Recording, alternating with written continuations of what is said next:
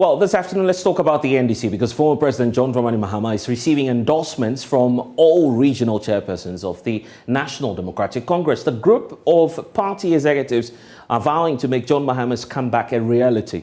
Dean of that caucus, John Japon Kujo, earlier today joined John Mahama's former contender, Joshua Alabi, to pick up forms on behalf of the former president. As you are aware, we are in very difficult times in this country. The economy is in shambles. In fact, you cannot even define the exact word for it. People are suffering. And the summary here is that people are crying for the National Democratic Congress to come back. The NDC has gone through all its structures, election last year, and it's time for us to come out for the leadership, the flag bearer will be leading us to the 2024 election. Ghanaians are not only asking for the NDC to come back, but they are asking for a well-experienced leader.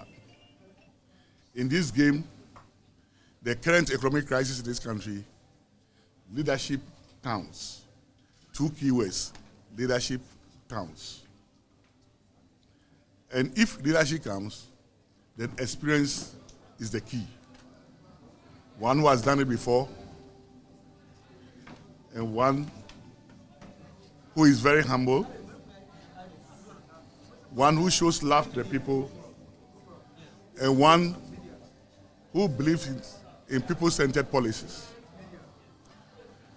When you are coming out with a policy, you have to factor in the people. You carry the people along. Fortunate for us in the NDC and in the country as a whole, we have somebody like that. And we can't afford to allow him to sit down whilst we have a very huge challenge, tax to surmount. So we are here to pick his form and to work for him. Working for him is not only working for him, but working for the National Democratic Congress and working for the people of Ghana. They need us, and we need to lead. I'm very confident that come 2024 December, January 2025, NDC will be forming the new government.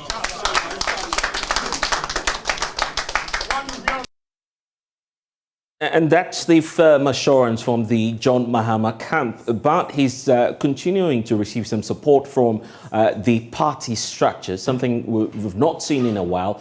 We have the chairpersons of all the regions within the NDC, of course, declaring their support for John Mahama. Listen to John Japon Kujo indicating that arrangement with my colleague Samuel Mbura. And take your people out of this mess, this economic mess, and that is why he asked him to stay for some time. And he stayed. Very healthy, very strong, a young man, dynamic, very experienced, and can do anything to bring Ghana back to where it belongs. And that is why he is coming. I have been in Parliament from 1992. In 1996, John Dramani Mahama came and he sat behind me.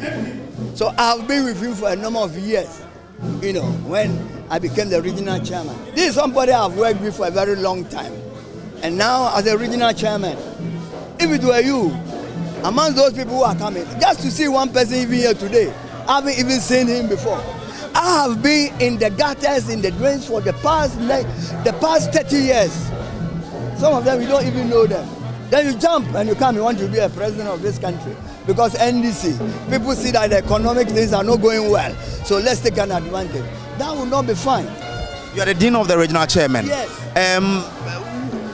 Do we take it that all the regional chairmen in Ghana are for JM? For goodness sake, all my regional chairmen, all the regional chairmen for National Democratic Congress, from Upper East to Western North, each of them, I say, each of them in their own capacity, as whether Big Edu, as whether Musa, as whether Nanatoku, as whether Big Edu, as whether Ashimo or whatever, as John Kojo Japan, as Ababito support John Dramani Mahama. And almost all of them are here. But for 2-3 people who ask permission for other reasons why they are not here, all of us, and take it from me as a Dane, all of them. And I can tell you, even the whole country, almost all the constituency chairmen, you won't get 2 or 3 that will go against John Dramani Mahama. No. In NDC, we respect commitment, loyalty, you understand, and someone who has the country at stake. And that is for you, John Dramani Mahama. That's why we are all going out for him. I can assure you, mark my word, the other time John had 95 point something percent. Today, 13th May, John will not get any listen less than 98 point something percent. Take it from me. And that's John Japon Kujo speaking on behalf of arguably all the chairpersons within the National Democratic Congress. I want to bring in now Dr. Asasanti, political scientist with the University of Ghana. We also do have the chairperson of the NDC's elections committee, who then received the nominations, or actually handed over the nomination forms to Joshua Alabi today, lawyer Kakra Isamwa. He's joining us via phone. And a little later as well, we'll be speaking shortly to one man who's joined that race. Is the new face in the race. We'll tell you about him shortly. But thank you, gentlemen, for joining us. I'll start off with you, lawyer Kakra Isamwa. What we've seen today is a demonstration that many, or if not all, chairpersons of the NDC have declared their support for one candidate. Is that in line with the guidelines that you have going into this presidential and parliamentary elections? Me on your program. I am sure you heard Japan saying that the chairman who came there accompanied Professor Alabi to collect the nomination forms were there in their personal capacities. And that even though they were chairman, they had not come there to commit their regions wholly for their aspirant, the aspirant that they support. For your information, even if they did so, there will still be elections in those regions. Indeed, under the constitution of the NDC, even if only one person was returned as the candidate who qualified to participate in the election, there will still be a process of an election to determine who becomes the flag bearer for the contest in 2024. So, in effect, no guidelines have been breached? No, none at all. There are concerns that this may injure the unity within the NDC, knowing that there are some other factions and individuals who are jostling for the same position John Mahama is seeking to vie for. How do you intend to work out, these differences and ensure that what we're seeing, regional chairmen who are supposed to be leading the reorganization process of the party, declaring a support for one candidate, does not lead to cracks and faults within the NDC? I do not think so. As regional chairman or as executive members of this party, they still reserve the right to decide who they want to support, this man or that woman. And that is exactly what they have done. For today, we've seen at least 2 candidates appear, or persons picking up forms on their behalf. What's the roadmap in terms of receiving nominations or allowing candidates to pick up their nominations? Well, the program is that for 3 days, that is today inclusive, today, tomorrow, and Friday, the election committee will sit and receive the aspirants who are interested. They come and pay the nomination fee, and then we give them the nomination forms to do and fill. And they have 1 month to fill and return the same nomination forms with the approved filing fee. And then there will be a vetting. And if you are vetted and you qualify, then you qualify to participate in the primaries of 13th May 2023. So that is what we are doing right now. There's the question about the amount involved. I don't know if you could be of help to us in terms of the amount involved. Some are claiming that this is on the higher side, given the fact that this is an opposition party seeking to get the best and quality of individuals to run irrespective of their financial capabilities. In effect, one candidate for the presidential slot would have to dole out close to over 500,000 Ghana cedis. Correct me if I'm wrong on that. Yeah, you are right. You are correct. Is that not too much on the high side? We have not received any petition challenging this regard. If we do receive it, we will consider it.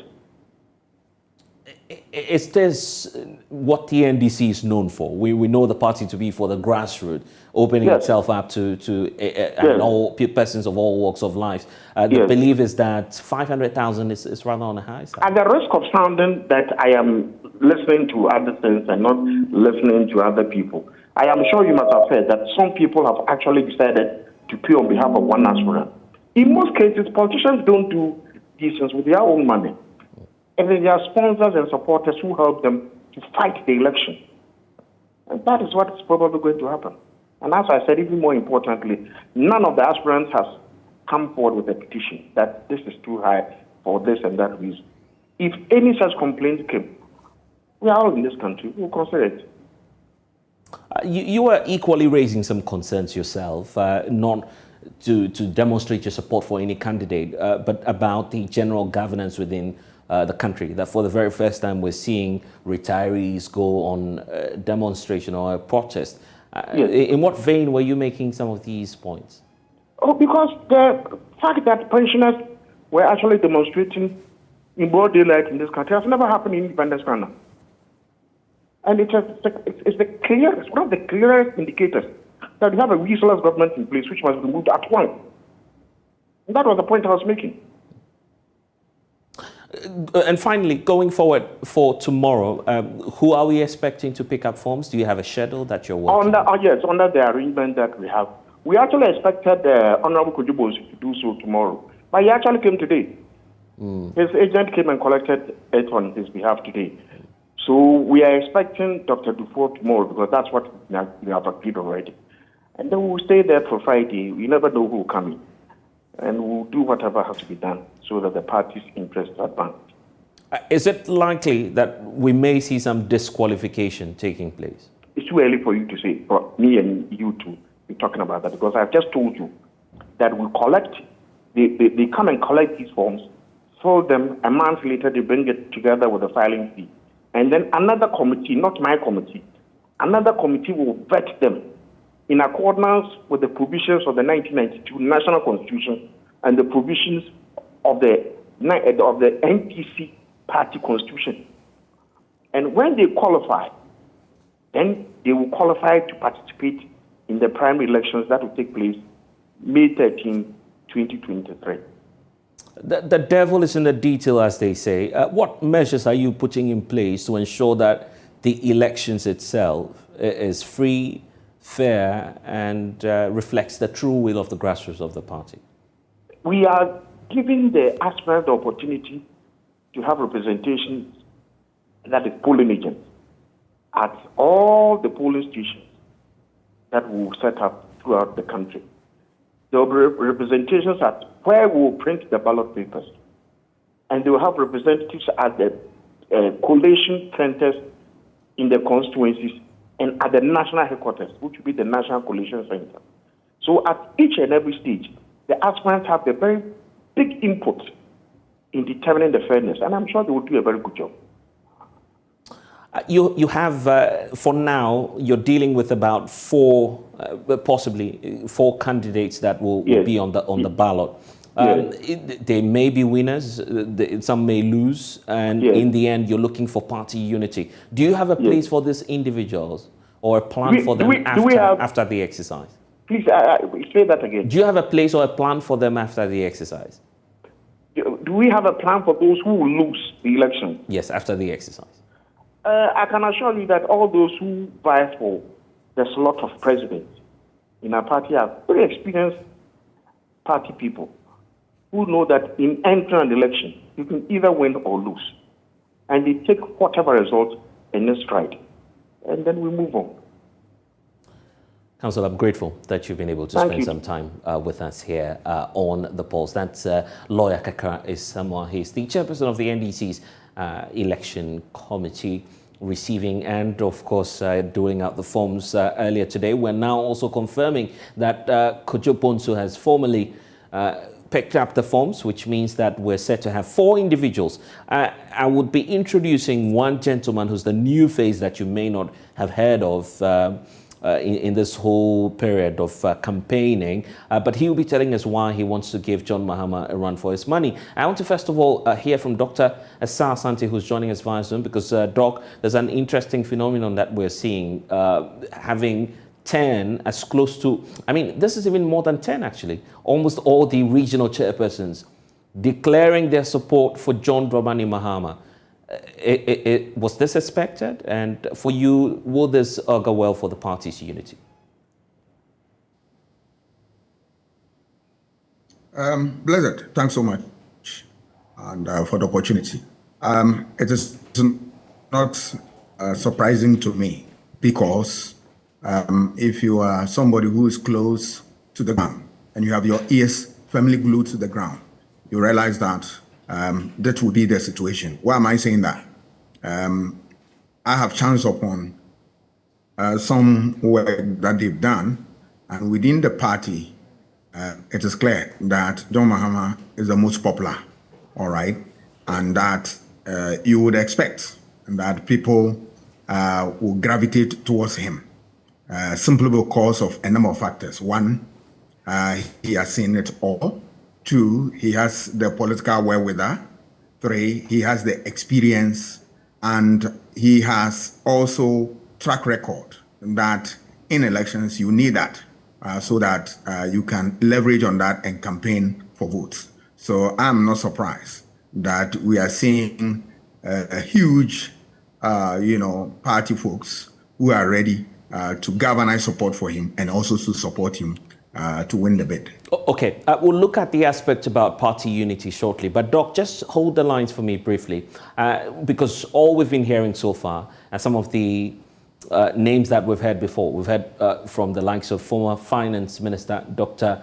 Kwabena Dufo. We've also heard Kojo Bonsu, former mayor of Kumasi, also indicating his willingness. We understand he's just picked up his forms as well, but there's a new face emerging in the NDC besides all of these names that we're hearing about. And I want to bring him on board to join the conversation. Of course, many of you may not have heard about him. This new face that I'm talking about is one individual known as Ernest Kweku Kobia. He's picked up his form this very morning, indicating that he wants to run for president.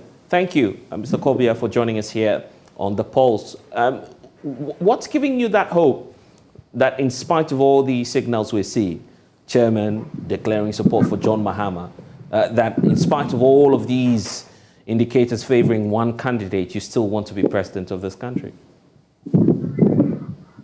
I believe myself that I can be a good manager for the country and also to build up a new Ghana for my people to live in. And as NDC, we believe democracy, and we believe that everyone have purpose to contest. You can come forward and pick your forms. That's what I did today.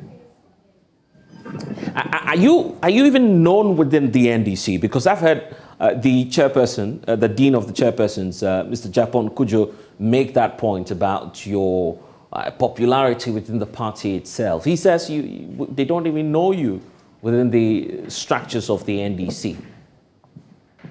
Mepacho, your chairman or you're right. Na enye NDC fu nyina ena omoye popular. But on say they say if you're NDC member, ukuta or card, and then you pay your dues and etc., you can come forward and pick your forms up. This is what I did this morning. No, but of course that question still faces you. Of course, someone who wants to lead the NDC must be known within the party. And I'm asking that question because of what the dean of the chairpersons was indicating to us. Are you well known within the NDC? Yes. What's your journey like, and what's been your story? What's been your contribution, for instance, to the growth and well-being of the party that you want to serve? Okay, I'm from Weja constituency, and everyone in my branch, Jesus is my savior. They all know me, and also a lot of party branches across the country. They know my contribution and my efforts to the party. You've crossed the first phase of the entire process. You've picked up that form. Obviously, that's amounting to some 30,000 Ghana cedis, correct? You have the next phase to deal with, 500,000 Ghana cedis. Do you have the financial capabilities? Are you prepared for the task ahead? Yes, and even I prepare to donate some to support my party as well. Oh, really? You're giving some money out to the NDC? Yes, which is I'm well prepared with this. So there is no going back. And I make my mind up, me and my team, that we will deliver the promise and build a new Ghana. We'll talk about your vision shortly. But I mean, how much are you donating to the NDC besides the 500,000 that you'd be paying? For security reasons, we can pass that. Okay, but would that be more than the 500,000 filing fee that you'd be paying? Just to give us a range. Please, I cannot make a comment on that. It's between me and my family, and I don't talk much on air. Right.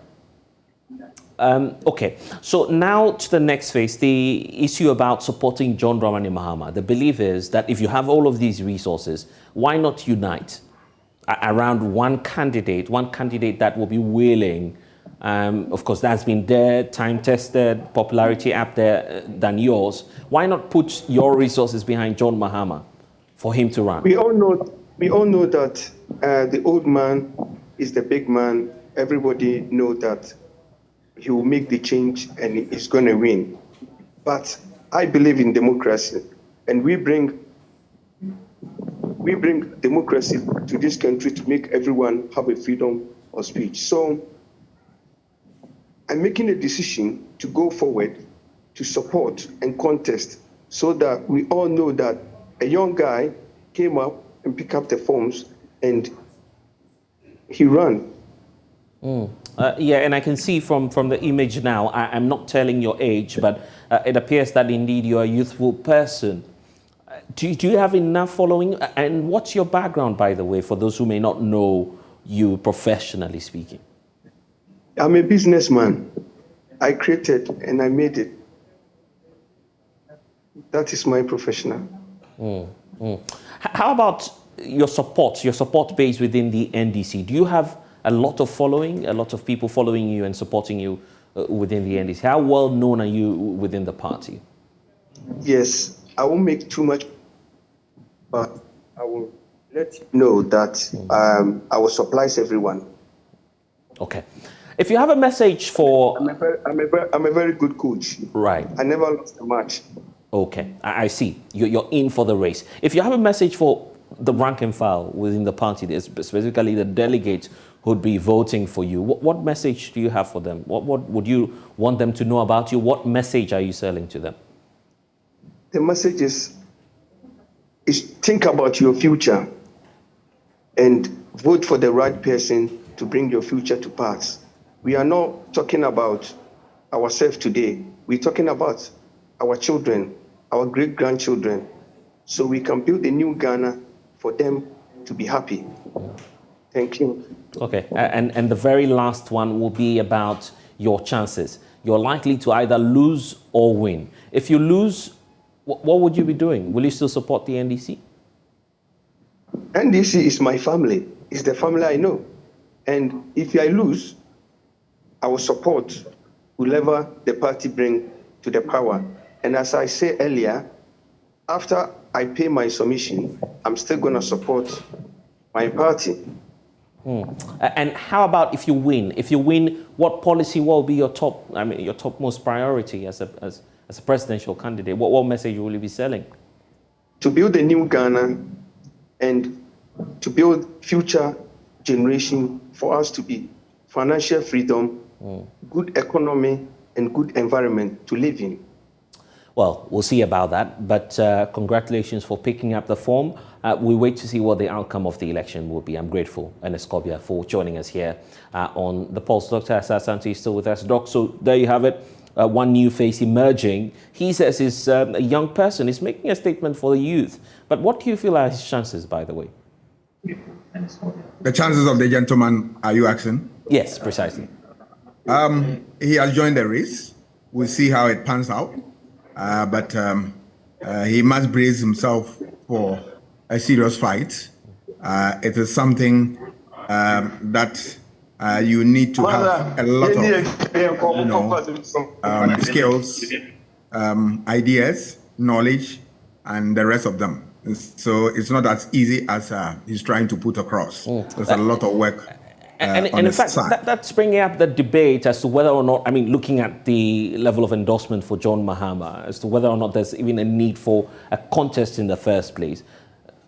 Would you support, I mean, that call, that push within some members of the party asking that let there be consensus, let all the resources be channeled to one candidate so you have your best bet going into the elections? Oh, at this level, you get all sort of proposals. They are all welcome. They are part of democratic feedback that you get within a party such as the NDC, which is a mass party. You should expect that. But it's actually what their constitution says. If the constitution says that even if you rally your support behind one person, you need to go for election, that is how it's going to happen. And I heard Kakre Shama, throwing light on that. So, yes, people can make proposals, but it's what the Constitution said that will be adhered to rigidly. That's the question about the political cost.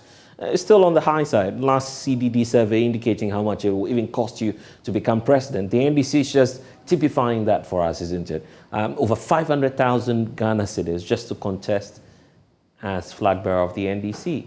Your thoughts on that? I don't have a problem with that. That's a lot of money. You agree? Yeah, it is. But you are going to lead the country. They are not saying necessarily you should dole out the money from your own pocket.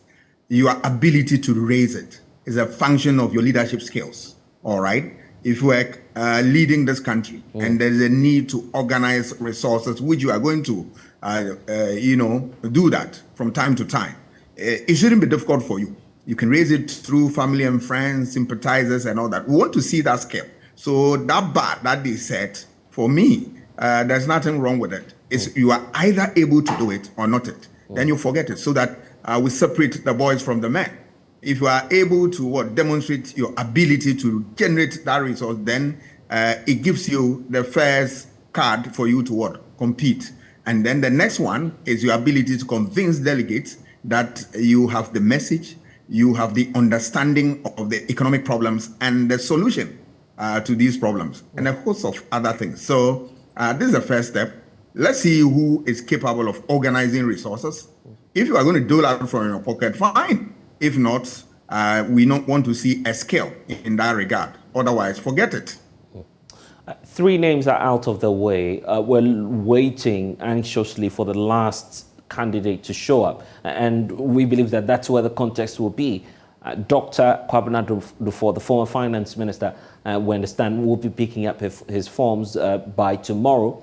If that happens, will that change the dynamics within the party? And for instance, the level of support, for instance, we're seeing going to John Dramani Mahama. There's no doubt that Dr. Dufo is a giant within the party. He has paid his dues, contributed immensely towards the growth of the party. There's no doubt about that. His record is very solid. There's no doubt about that. But from where I sit, I believe strongly that above all of them is John Mahama. He has a proven track record. He has the following. He has seen it as a vice president, president, and all.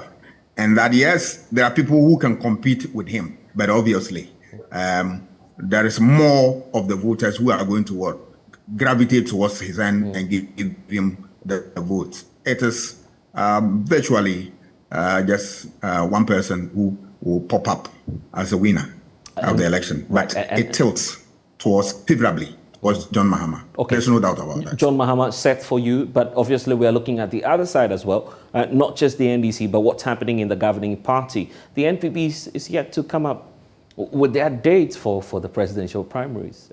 What are the implications generally, looking at what's happening to the NDC, just opposing that to the NPP? Yeah, they need to adhere to the terms of their constitution. If they fail to do that, I will not be surprised that people will take them on and go to court. All right. There are a whole lot of theories around that as to why there's going to be, a postponement and the rest of them. But it is in their own interest at this time that a lot of things are going against them. You don't need to also create another problem within the party. From the economic standpoint, things are not well. From even governance standpoint, there are a lot of deficiencies and there are a lot of potholes that they need to fill. So if you want to aggravate the situation and add to party rancor, bickering and division within the party, obviously that will not bode well for a party that want to break the eight and retain power at least for the third time.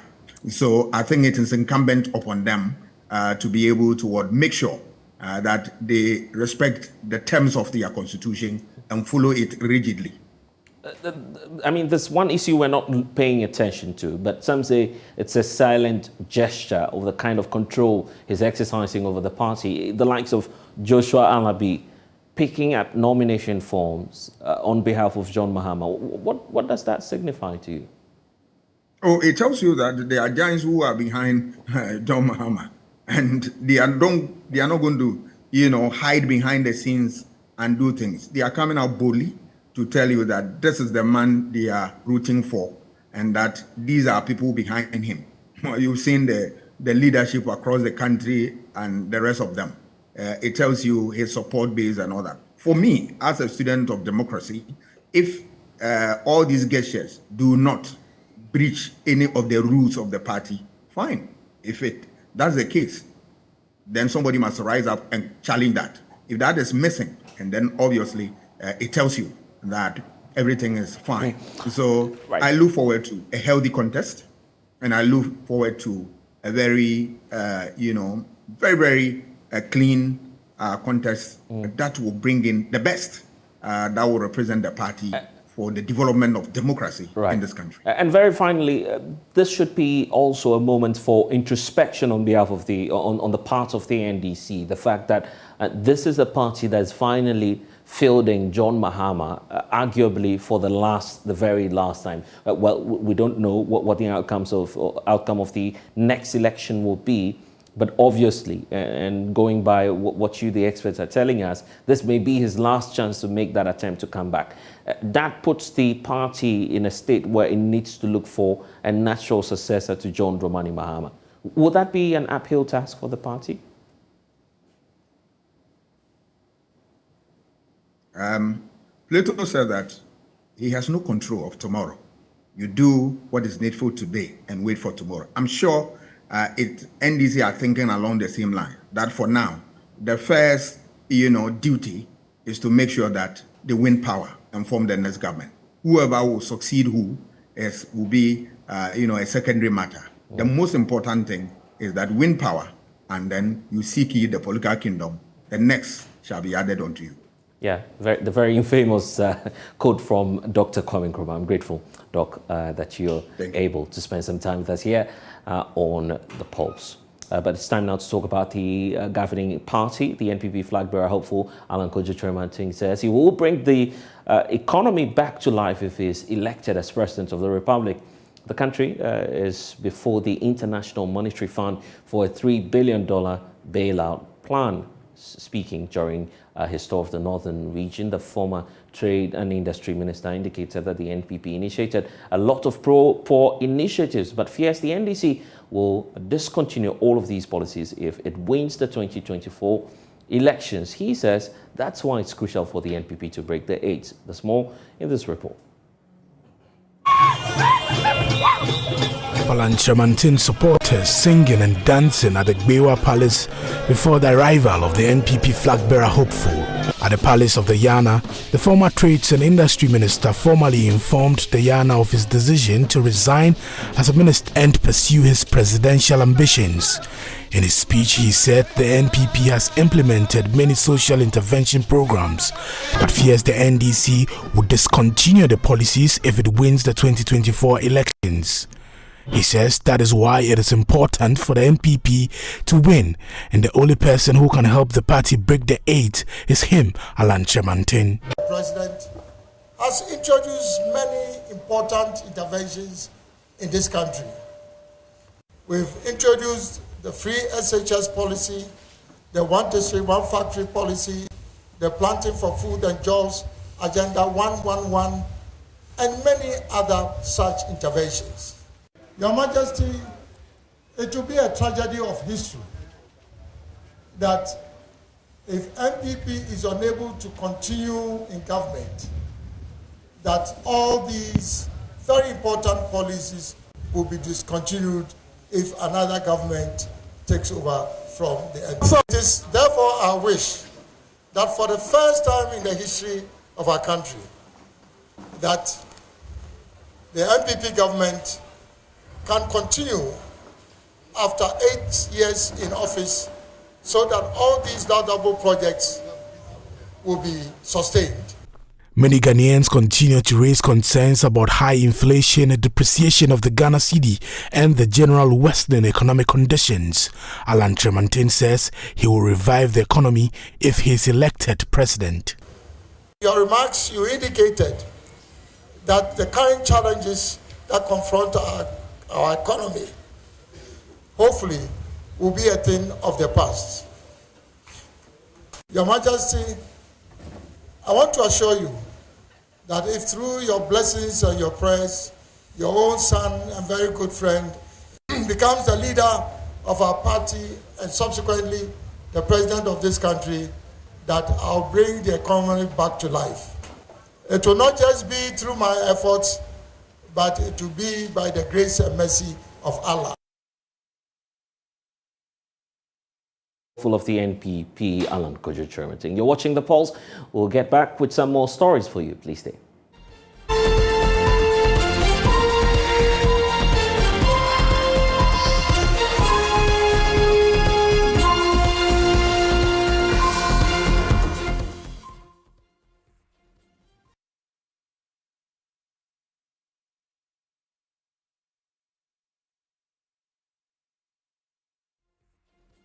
And you're welcome back. The Center for Maritime Law and Security Africa, in collaboration with the Coastal Management Center at the University of Cape Coast, has launched a project aimed at addressing the destabilizing impacts of foreign fishing vessels in the Gulf of Guinea and Mauritania. The project seeks to promote local capacity of fishers and also address matters relating to the protection of livelihoods of the coastal fishing communities. Speaking at the launch of the project, Executive Director for the Center, Dr.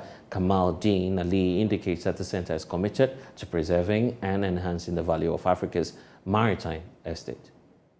The project, expected to address the negative impact of the foreign fishing vessels, is funded by the U.S. State Department and coordinated by the U.S. Embassy in Ghana.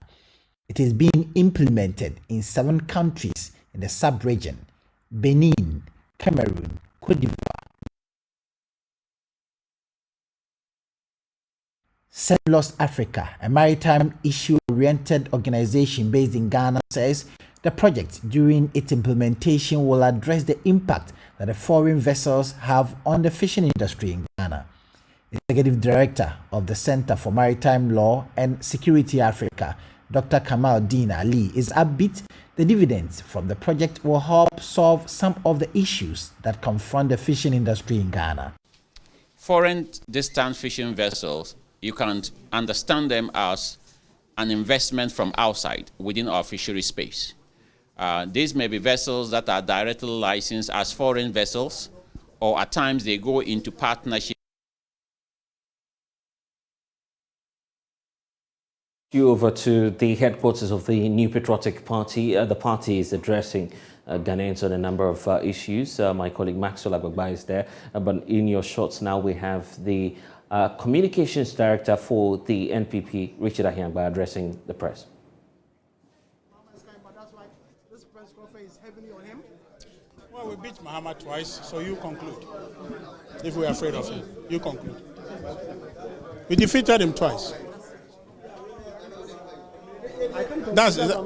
Well, you should conclude. This is a mathematical situation. We defeated a person twice. So is that suggesting that we're afraid of him? No. That's it. We're not afraid of Mahama.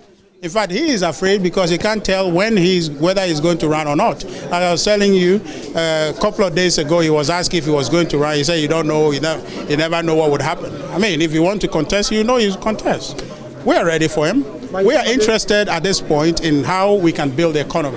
What we are interested in is whether or not he has a solution. Because we saw him vanquish gains that he got. We saw him collapse our economy. We saw him collapse our banking sector.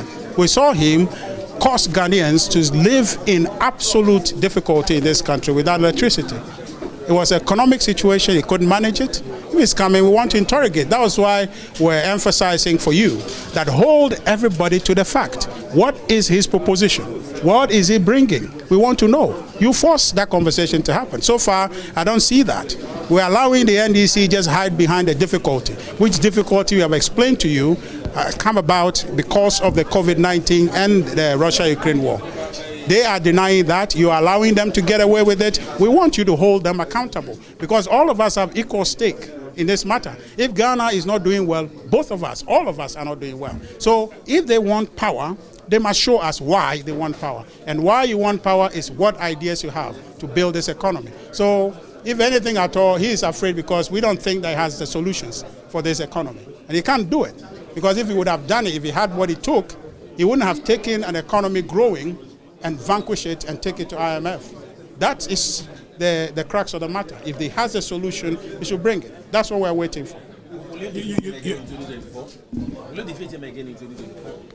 Well, if he tries to come, if he gets the confidence, he masters the confidence to come. I tell you, with the support of Ghanaians in building this economy back and forcing him to tell us, what is it? Remember the last time he tried? He said one of his ideas was to legalize Okada, right? And between you and I, if that is the option he has, we want to see what he's bringing.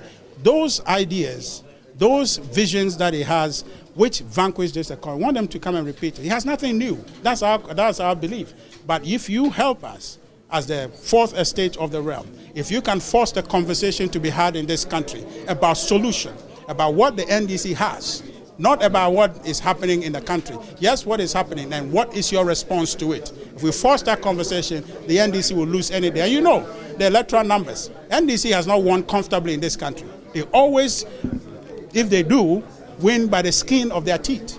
And we are confident that if we do this based on issue, the NDC any day will lose to the MPP. With all humility, we understand that our party, our orientation, is what prevails around the world.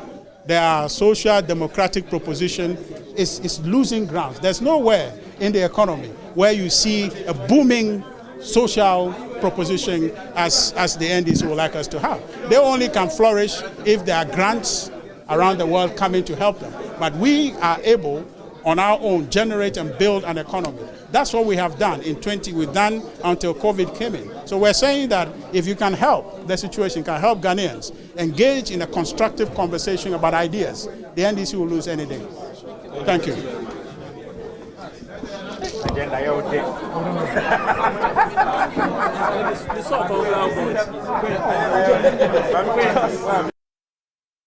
You have some live images coming through there from the headquarters of the NPP. My colleague Maxwell Agbagba there giving us the latest. We'll get you some updates as and when we have them.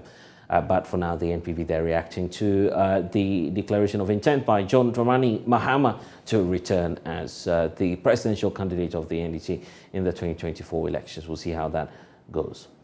For now, the National Petroleum Authority (NPA) says it will it will actually be restricting the sale of petroleum products from gold for oil arrangements for only oil marketing companies with at least 46 outlets across the country. This is actually part of measures to ensure that there's cheaper fuel available across the country to have an impact in the finances of consumers. 2 consignments of the products have been received since the program took effect, but of course, the Ghana Private Road Transport Union says that it will only reduce the transport fares when they have witnessed a significant decrease in fuel prices. I want to bring in now Samuel Amwa, who is a member of the National Communications team for the GPRTU. Sami, thank you for your time. But even before we start the conversation, listen to Dr. Mustafa Abdul Hamid, who is the Chief Executive Officer for the NPA. By the BDCs and so on and so forth. But where NPA comes in as a regulator is that we are going to ensure that if you are supplied fuel or petroleum products under gold for oil, that it truly reflects the prices at the pump. Because ultimately, that is the aim of government in introducing this program, to ensure that fuel is affordable.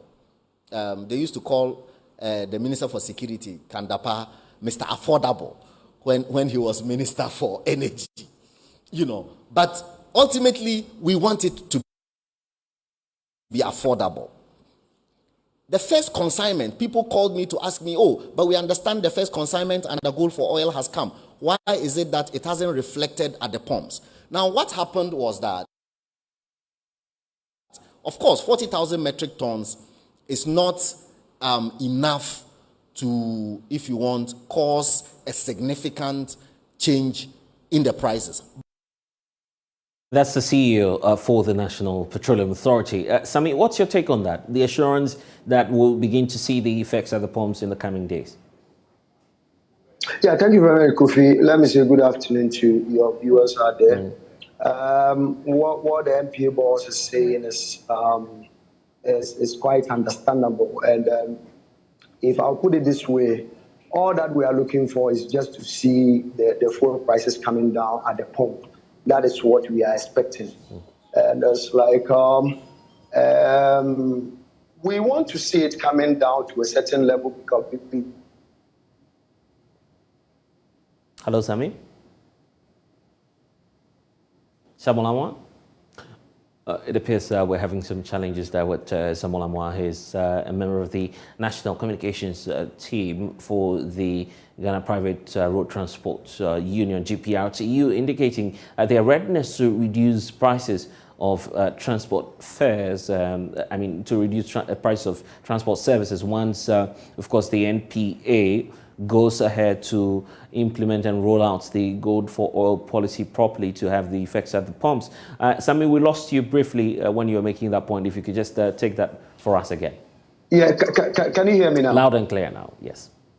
Good. What I was saying is that we are expecting the fuel prices to come down to a certain level.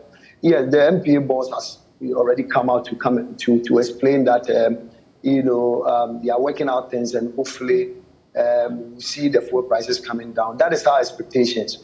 And we know we have a margin that we normally look at before we also think of reducing or increasing our transport fares. And as I used to say, when we first increased our transport fares way back in last year, maybe, the fuel price, the diesel price was around 11.3. Before we had a 20% increment, then it jumped up to 15.99, then we increased it again. So now that it got to 16.1, then the government asked, asked us to reduce it by 15.3, of which we did that. So now our expectation is that it should come down to around 11 cedis a litre. Then we also check on the other component that we use to run our business. Then we also see if there is a possibility to also reduce our transport fares. Other than that, there is no way, as it stands now, as we are seeing the price now, our customers shouldn't expect a reduction of transport fares now. But should it come down again, as the NPA boss said, yes, we also think of reducing our transport fares. But we should also see that we are not only using the petroleum products as the only component to calculate our increments or reducing of our transport fares. We check on the other components like spare parts, lubricant, taxes. And quite recently, insurance company has also come up with another increment. So we should look at all those areas. So we are expecting that if the fuel price come down to around 11 cedis, we can also set call for a meeting. Then we check on the other component where it was and where it is now. Then we also see how to go about it, the reduction, and how much percentage we are reducing. Yeah, but at least you agree that we've seen some marginal decline in the figures in the last few days. Why are you not adjusting your prices to reflect that?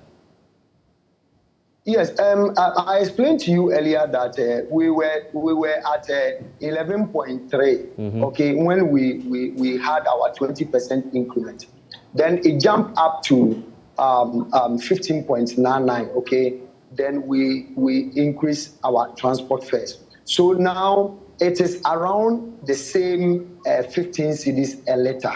Okay, so where it is now, we can't base on that and reduce our transport fares based on the agreement we have with the government, and if I may put it, the transport ministry. So our expectation is that it should come down to around 11 cedis, up to where it was around May when we had our 20% increment. Then we also think of reducing it and also check on the other component. Then we check on how much percentage we are also supposed to, reduce our transport fares. Because if we reduce our transport fares, we benefit. Because if the transport fare goes up, we lose most of our clients, and we are not happy seeing our transport fares goes up. But for now, you agree that you're under pressure. A lot of people asking you, when will you reduce your prices? Yeah, we understand that because, transport fares is a major something that affects everything in the country. But we should also bear it in mind that since the petroleum product is up and the other components too are up, there's no way we can also come down. Because if we come down, we end up running at a loss. And it will get to a point we will not even repair our vehicles if the vehicle got broke down. So we check on all these things before. Okay, then I would have to leave it here for now. Samuel Amwa, a member of the National Communications Team for GPRTU. We're building up to Nigeria's elections, and of course, Nigerians are getting ready to go to the polls to choose who they want to be president for the next 4 years. The vote is just hours and will be happening this weekend. Of course, some individuals who happen to be Nigerians here in Ghana having some challenges with the cash situation, the new notes, which is impacting them in that country. We'll talk about it very shortly, but for now we know that a decent turnout is expected with more than 88% of voting cards having been collected by those registered to cast their ballots. And it looks set to be a close race between the two main contenders. Of course, we're joined by Zoom now by Kayla. Kayla is with Channels TV. She'll be giving us some updates on the Nigerian elections. But first, let's hear from some Ghanaians who are here, some Nigerians who are actually in Ghana, raising concerns about the new notes and how it's impacting their inability to move into the country for the elections.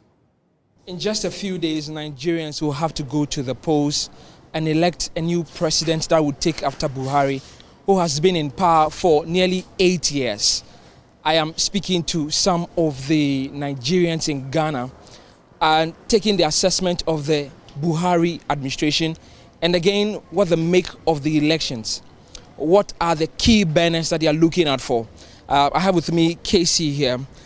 Casey, so I mean, we've had a little bit of a conversation, but I'm surprised that I'm in the Nigerian community and I find a lot of you around. Is it that you are not interested in elections, nobody's going back? No, of course we are, but the recent policy the current APC government actually put in place is going to affect people because the scarcity of the redesigned notes, and it's going to make Because most of the commerce is traveling are going to need cash. Because it's what's happening in Nigeria now is that people are buying naira with naira. To get the new notes, you actually have to suffer. Casey, I'll come back to you and ask you what you make of the Buhari admission. I've heard you pass a little bit of comment on that here. I have Austin. Austin, so why are there so many Nigerians still around? Actually, nobody's against voting or not voting. Every average citizen is very much happy to vote. But right now, the situation of the economy is very, very devastating. In the sense that at the time of the election, they brought up an issue or idea of redesigning our currency notes. Many people will not travel because there is no naira and there is no fuel. Casey, Buhari has been in power nearly 8 years. What do you make of his administration? You know, it's funny because, you know, as at 2015 when he was coming, he came with the change mantra, you know, coming to fight corruption and, you know, coming to lift our economy. But the crazy thing is that things have gone so bad. They've gone from bad to worse, you know, and I'm sure every Nigerian is tired at this point. He's tired. Changing government, or you want APC to still be in power? Boss, for me, APC government is a disaster. I say it and I'll continue to say it. These people came with bogus promises. They promised Nigerians heaven and earth. And along the line, the case was the reverse. So instantly, if even God can do it today, we want change in government. What are the key things the next president must have or candidate must have for which you'll be voting for him or her? Number one, APC, we have tested APC. It's like we have APC, they are like wives for years. And they come up with disguising behaviors. So in terms of APC, let me use the candidates as an example. It won't work like that. And to me, I believe consistency is one of the key things we should look forward to in a president. So that's why my own candidate is actually Omoyele Sowore from African Action Congress, AAC. He's been consistent. He's been speaking truth to power, irrespective of who is in, you know, who is in the picture. He says P2B is not a candidate to be considered in this election. Okay. Well, for me particularly, I repeat myself, Obi is my candidate. So it's still 18 candidates in the elections that will be held on Saturday, 25th February 2023. Well, what I don't know is who exactly is going to win the elections. But one thing I'm sure is that it's going to be a difficult task, whoever takes after Buhari. For JoyNews, Michael Ashali.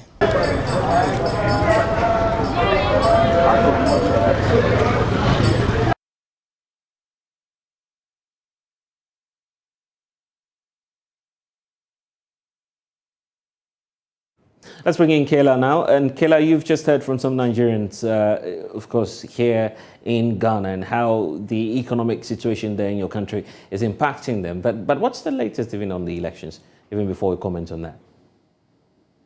Hello, good evening. Well, those 18 candidates just signed a peace accord. That just happened maybe 5 minutes ago. Usually in Nigeria's elections, they try to make sure that all the candidates sign peace accords, you know, that promising that your supporters will not be violent.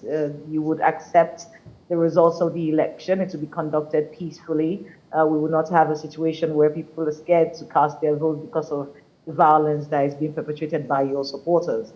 You know, so peace accord has just been signed right now. President Muhammadu Buhari was at that event they held right here in Abuja. We also saw Thabo Mbeki. Thabo Mbeki was actually a guest as well because he's an election observer for the Nigerian elections as well. So yes, that's the update that we have.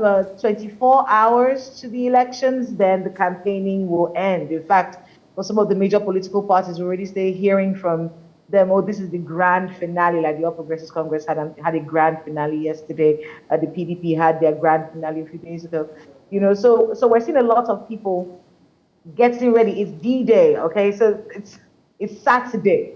It's Saturday. And, you know, everyone is trying to get on board. INEC has already started distributing some of those materials to parts of the country. A lot of the sensitive material is already been sent, you know, but we're getting updates from our correspondents here at Channels Television from across the country saying, oh, this is what's happening over here. We have a lot of these election materials ready for Saturday, you know, so we're getting into the thick of things, so to speak.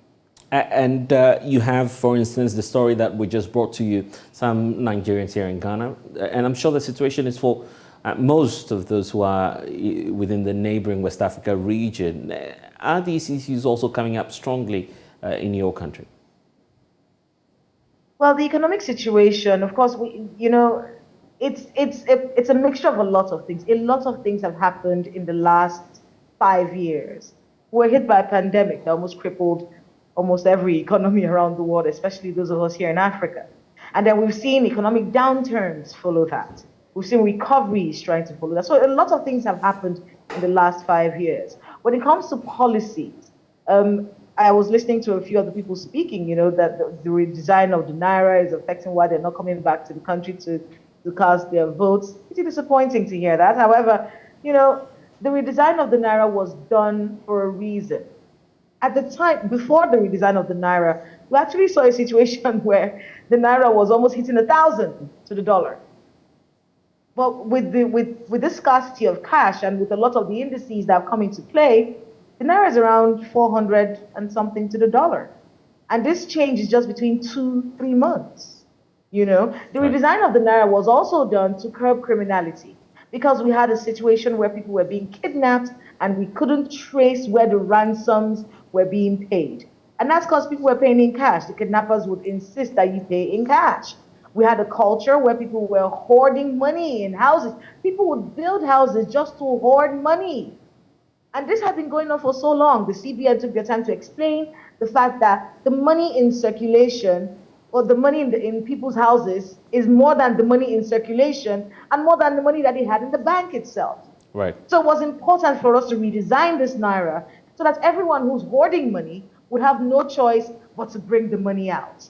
Now, what's happened, unfortunately, with that is the fact that the redesign of the Naira has come up to the point where we've realized that banks don't have the infrastructure, the necessary infrastructure, to carry out online transactions on a large scale.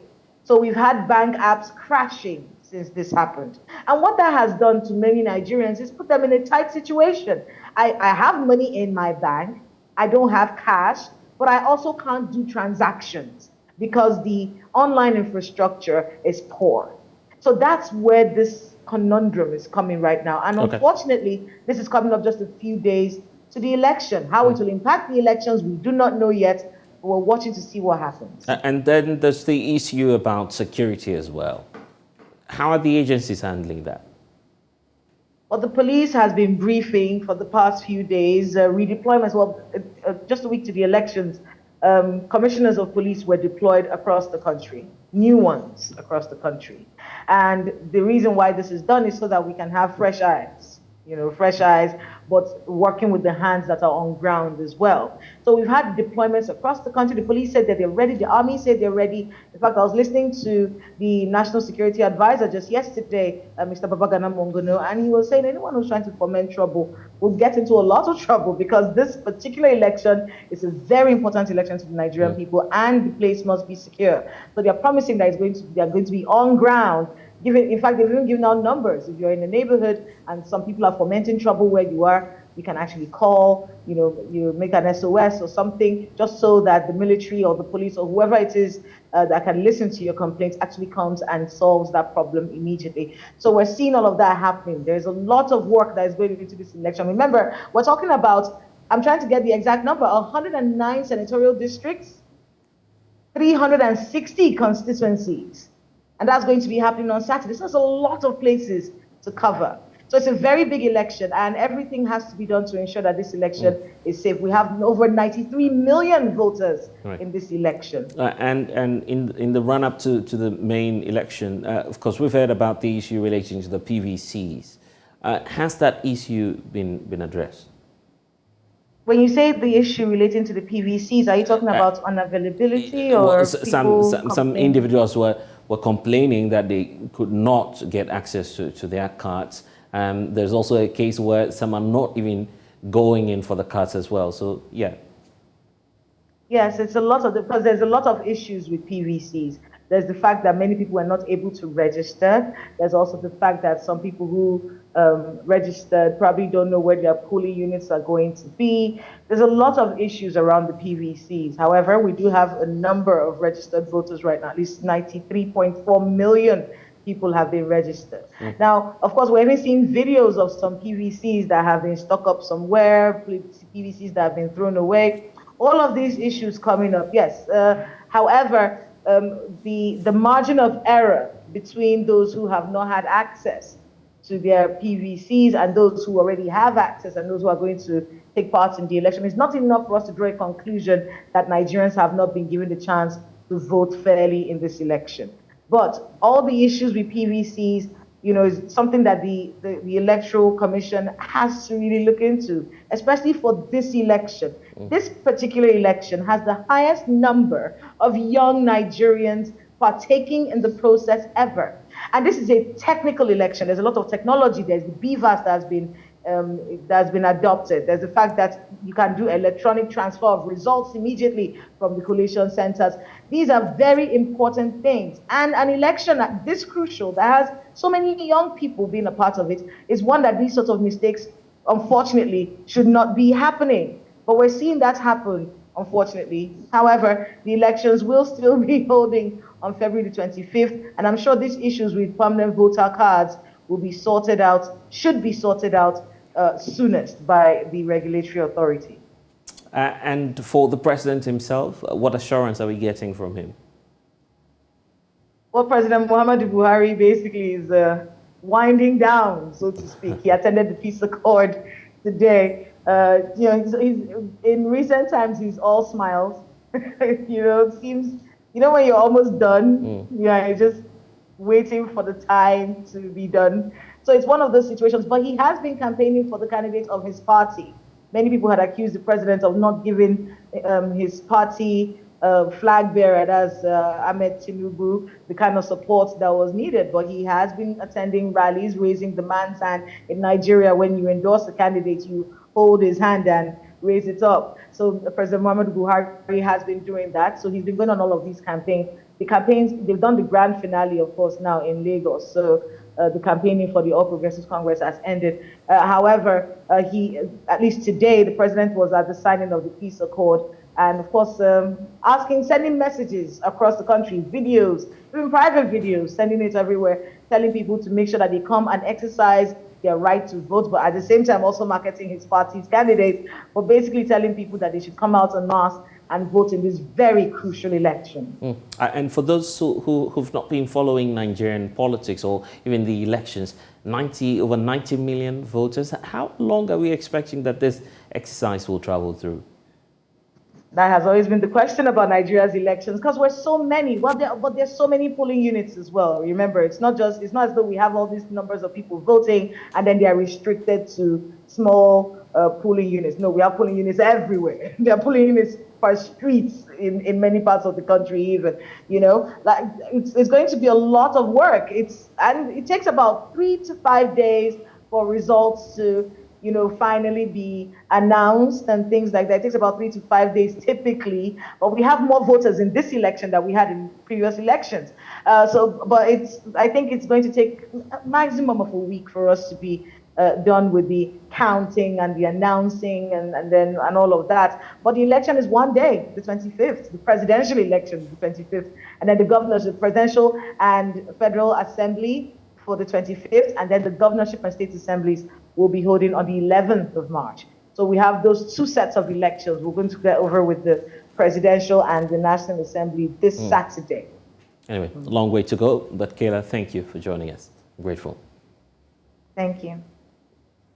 And our Center for Social Impact Studies research has revealed that many inhabitants in communities affected by mining are losing lands, cultural sites and identities and social ties due to the resettlement by the companies. The report also found indications of some 50 of course, unfulfilled promises, involuntary displacements and little or no resettlement support systems for victims. It became evident that most residents around some mineral-rich areas in the Obuasi enclave are unaware of applicable laws governing resettlement and compensation and development, according to the report, is adversely affecting their engagements with mining companies. Clinton Yeboah has more in this report.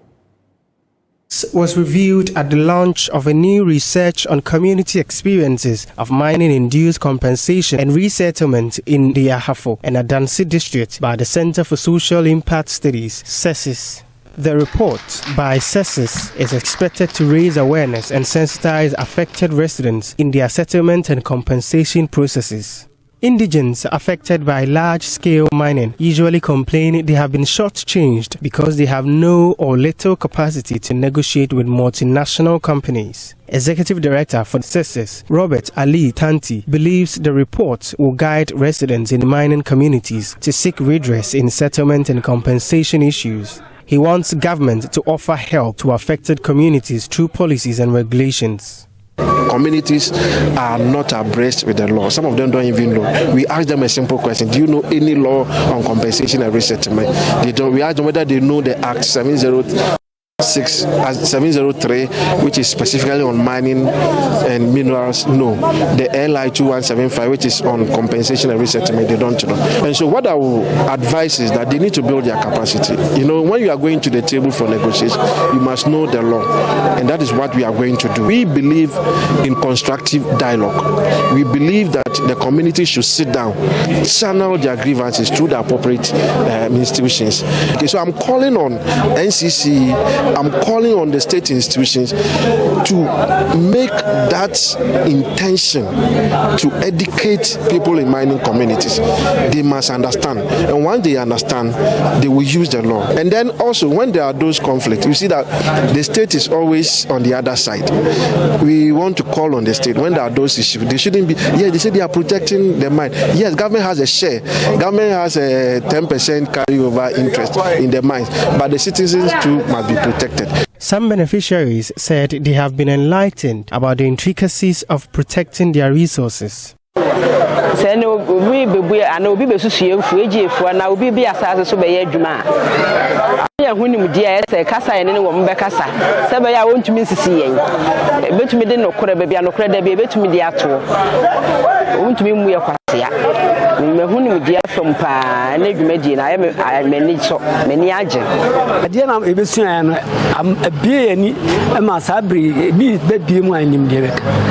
The launch was coupled with media capacity training to provide expert perspectives on the research findings and afford journalists the opportunity to appreciate issues of compensation and resettlement in mining communities.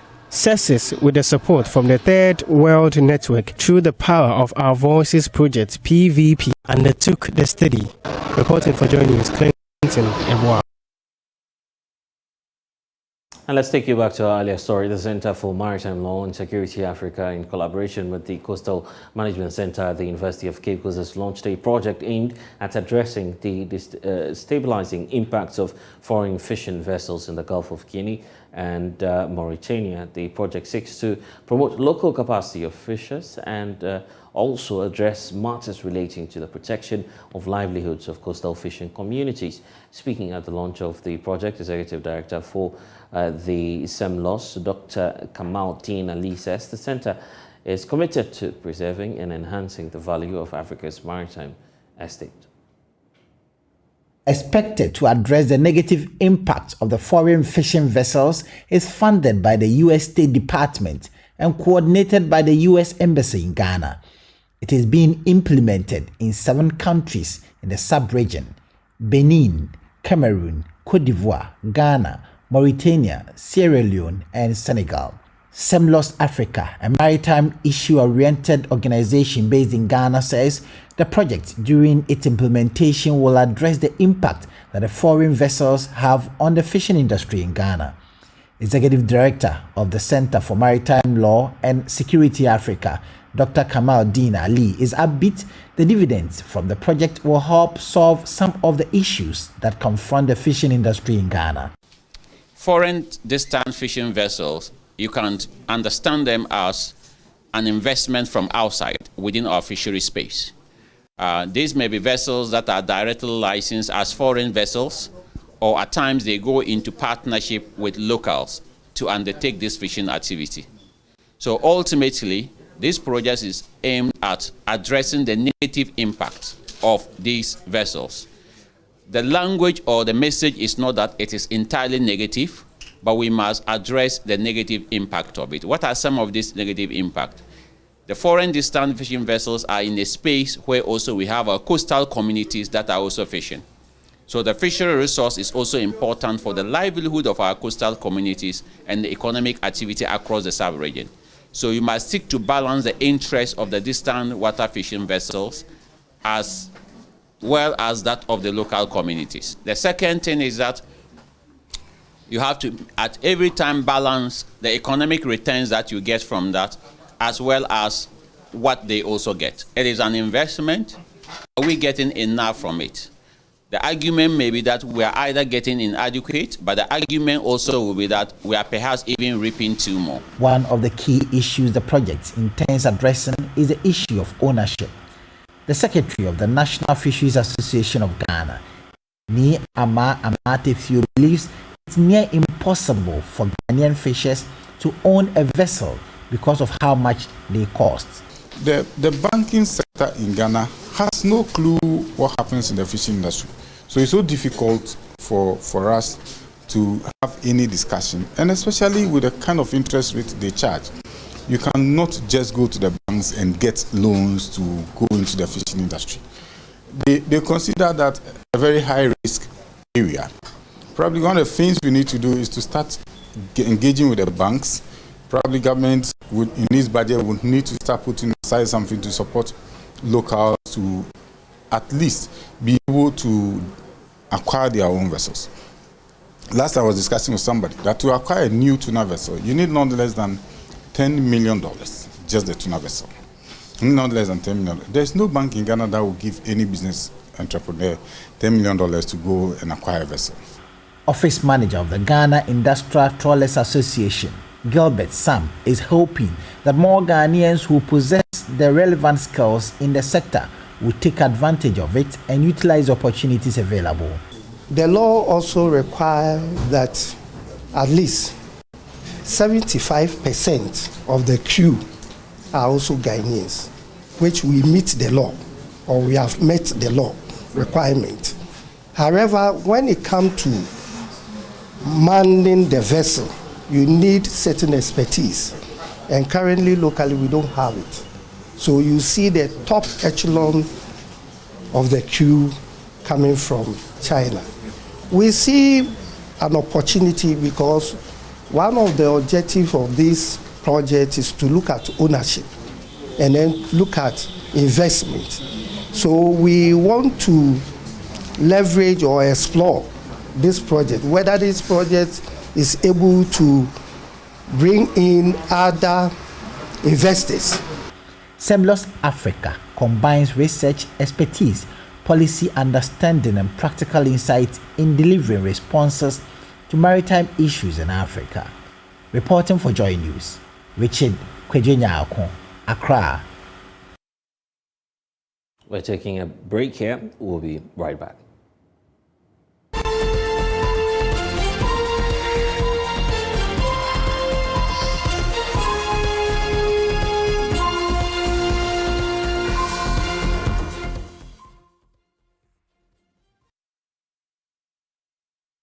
And the School of Business at the University of Cape Coast is implementing what is calling the Classroom Business Games. The initiative introduced by CIMA Worldwide is to harness the creativity of students, make them critical thinkers, and expose them to the realities of the world. Speaking at the event, a senior lecturer at the Department of Finance at the University of Cape Coast, Seriam Kawo, indicated the project will make students problem solvers in the business world. There's more in this report.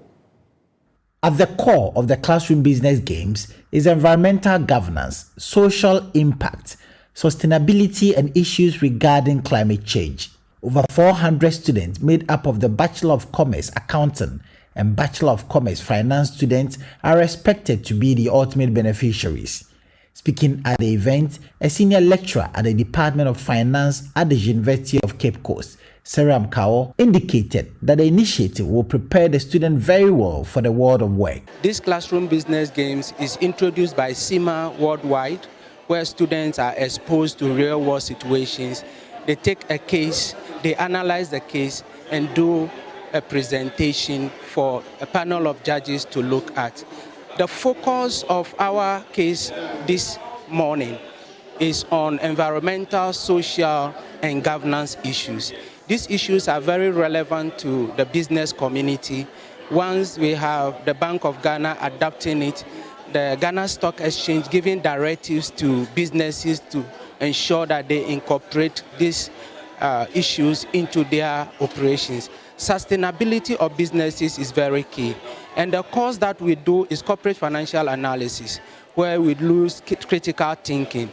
Digital technology is taking over the world, but the digital technology will not be in a position to help businesses analyze the real world situations and the need for business persons to analyze this. The Dean of the School of Business at the University of Cape Coast, Professor John Gachi, says the initiative is an eye-opener and the School of Business will help roll out more of such initiatives to support the skills the students acquire while in school.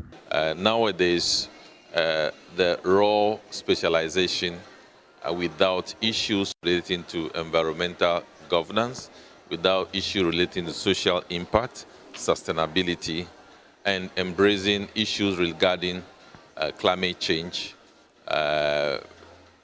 will not make you sell yourself the way it is required today. So we believe that we are imparting our students, we are preparing them, and then we are making ready for the world of work. Director of Academic Affairs at the University of Cape Coast, Gideon Enoch Abekwe, expressed the hope that the student will take advantage of the opportunity. He encouraged other schools and colleges in the university to continue rolling out programs that are of relevance to the students. My understanding of this program is business games.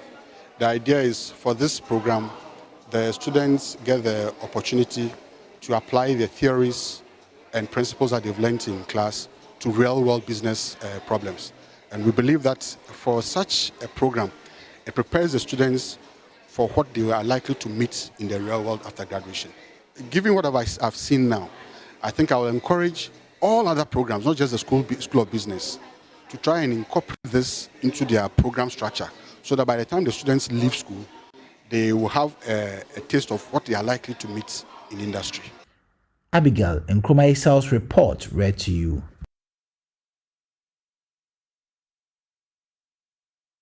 And as Ghana marks 30 years of its multi-party democracy, an event was held by the Speaker of Parliament today in the House. So we can now hear from the Majority Leader, Osei Minister Bonsu, who's making some calls for changes within Ghana's constitution. He's also calling for some reforms in parliamentary practice. And prosperity, the blessings of liberty, equality of opportunity, and prosperity, and further affirmed our commitment to freedom, justice, probity, and accountability, unquote. This declaration subsequently gave birth to the establishment of our parliamentary democracy on the 7th of January, 1993. Though many were uncertain about the future, we resolved to journey on, hoping that with the special grace of the Almighty God, we shall reach our desired destination. This year, we have chalked 30 years on that path. Even though the 30 years of our parliamentary democracy is relatively young as compared to other jurisdictions, such as the United Kingdom and the United States of America, which have practiced their democracy over 200 years, it is worthwhile to pause, reflect, and celebrate. The Fourth Republic did not come to us on a silver platter. Ghanaians of all shades and persuasions struggled for it after several years of military rule. The governance of military regimes, we must all admit, has not yielded much tangible development to the citizens in any part of the world. In countries where military regimes have been lauded as liberators, redeemers, defenders, and that is whether or not they are provisional or transitional, the consequences of their misrule, violation of individual freedoms, and abuse of human rights in totality far outweigh their achievements. The Speaker, ladies and gentlemen, we play ostriches if we claim that the justifications, real or imaginary, for which military juntas intervene in the governance of this country have been totally eradicated. Neither can we also claim that our aspirations, as enshrined in the 1992 Constitution, have been achieved in their entirety. However, we have major achievements to show. Mr. Speaker, our country, 30 years into the Fourth Republic, is still struggling with issues of poverty, youth unemployment, chieftaincy conflicts, economic hardships, vigilantism, insecurity of all forms, and corruption in public life. Yet we can also not claim that attempts have not been made by the political leadership in the 30 years of our democratic dispensation under the Fourth Republic to address many of these issues. We have established institutions and also provided mechanisms to deliver public goods to our people. The 1992 Republican Constitution has no doubt served some good in the last 3 decades. I must, however, admit that some assumptions underpinning some of the provisions no longer hold or are not supported by current socio-political realities. And let's talk about the high-level visits, because the German ministers for Labour and Economic Cooperation and Development are visiting countries in West Africa, Ghana and Cote d'Ivoire to discuss several important economic issues. To talk more about this, I want to bring in Arthur Sullivan from our partners DW in Berlin. Arthur, thank you for your time. One of the big topics of this visit, as we know it, is the new German supply chain law. Can you tell us how that might affect trade between Germany and African countries such as Ghana?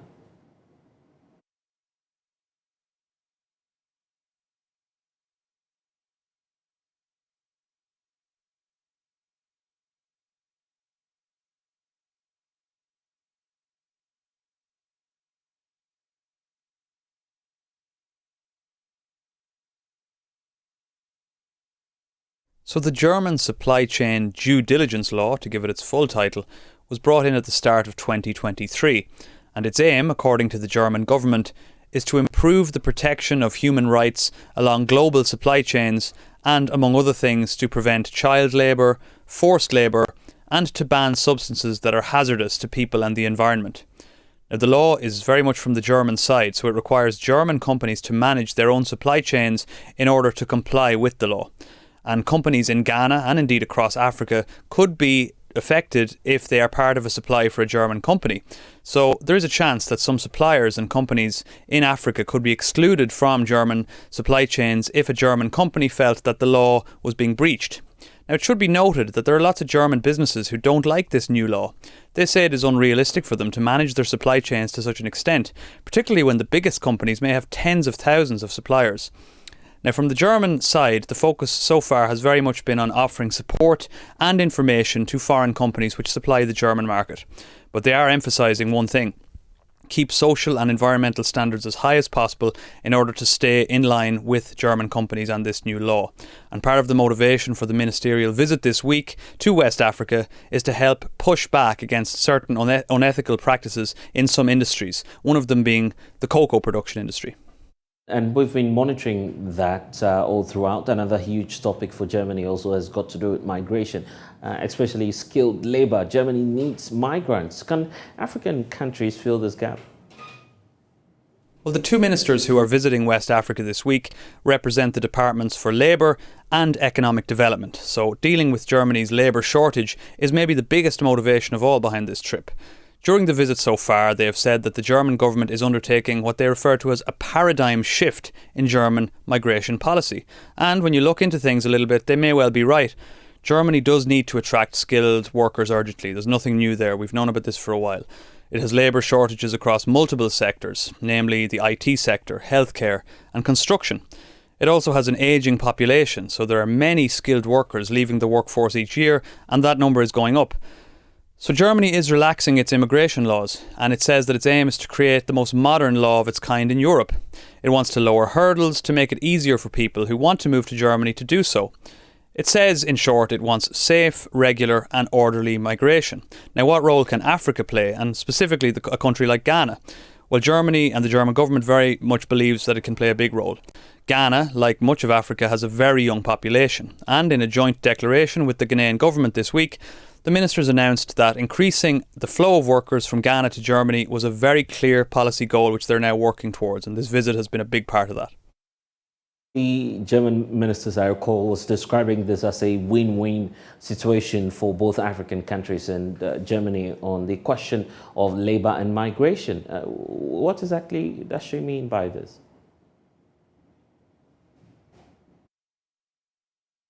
Well, this is really the biggest question, perhaps, when we talk about an issue like this, because it's one thing for a wealthy, very well-developed economy like Germany to say that it needs skilled workers and it needs to take them from other countries.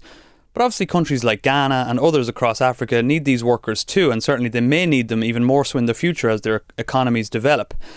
Now, they need talented young people to stay within the domestic economy to make it flourish, and they don't necessarily want to suffer from what is a classically referred to as the brain drain problem, which has obviously afflicted economies across the world for many years at different stages.